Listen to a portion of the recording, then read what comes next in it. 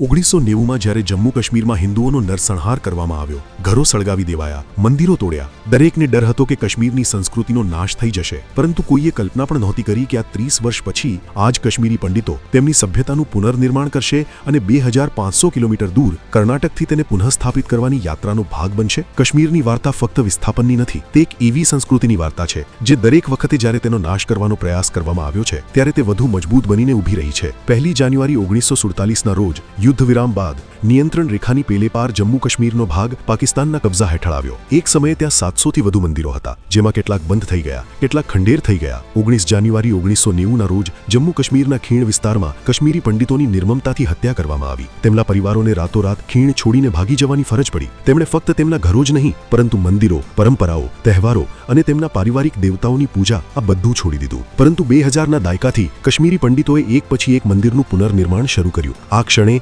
સંસ્કૃતિને નષ્ટ ન થવા દેવાના સંકલ્પને આકાર આપ્યો. જ્યેષ્ઠા દેવી મંદિર, ખીર ભવાની, માર્તંડ સૂર્ય મહોત્સવ, શિરડીથી શ્રૃંગેરી સુધી સહયોગ અને હવે તીતવાલમાં શારદા માનું પુનઃસ્થાપન. જો આજે કાશ્મીર પુનર્જન્મ તરફ આગળ વધી રહ્યું છે તો એમાં કર્ણાટકનું યોગદાન કોઈ ચમત્કારથી ઓછું નથી. કર્ણાટકના શ્રૃંગેરી મઠમાં 2 વર્ષમાં શારદા દેવીની નવી મૂર્તિ બનાવવામાં આવી હતી. 2500 કિલોમીટરની આ યાત્રા માર્ચ 2023માં શરૂ થઈ હતી. બેંગલુરુ, હૈદરાબાદ, નાગપુર અને દિલ્હી સહિત દરેક શહેરમાં લોકો રસ્તાઓ પર ઉમટી પડ્યા હતા. કાશ્મીરી પંડિતોએ પણ ભાગ લીધો હતો. જમ્મુ કાશ્મીરના તીતવાલમાં શારદા મંદિરનું પુનર્નિર્માણ ફક્ત એક ધાર્મિક કાર્ય નથી, તે એક સંદેશ છે કે જો સરહદની પેલે પાર આપણો વારસો નષ્ટ કરવામાં આવ્યો તો આપણે તેને આ બાજુ વધુ ભવ્ય સ્વરૂપમાં ફરીથી બનાવીશું. નવું મંદિર મૂળ શારદાપીઠ જેવી જ દિશામાં છે જે સરહદ પેલે પાર ગેરકાયદેસર રીતે કબજો કરવામાં આવ્યું હતું. 1947 અને 1990માં કાશ્મીરી પંડિતોનો નાશ થશે એવું જે લોકો માનતા હતા તેઓ ખોટા સાબિત થયા. આજે એ જ કાશ્મીરી પંડિતો તૂટેલા મંદિરોનું નિર્માણ કરી રહ્યા છે, જૂની પરંપરાઓને પુનર્જીવિત કરી રહ્યા છે, નવરેહ અને હેરથ જેવા જમ્મુ કાશ્મીરના તહેવારોને પુનર્જીવિત કરી રહ્યા છે